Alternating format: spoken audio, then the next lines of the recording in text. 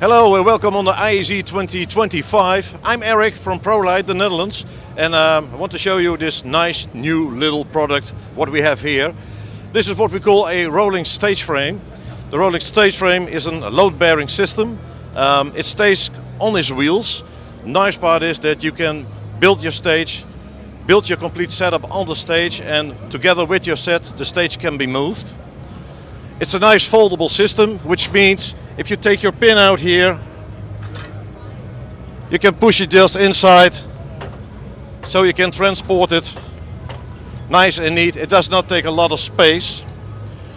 What also made this system unique, that actually for the decking surface we only need one adapter. The adapter is rotatable, which means in a one-way configuration you can put it inside, it searches its own position.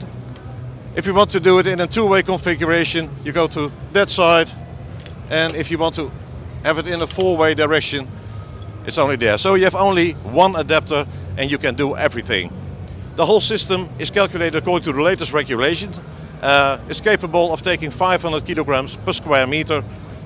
So all nice and neat, very good, nice product, easy to set up, no loose tools. So if you are interested, join us on the ISE 2025. We're in hall 6, there you can find us.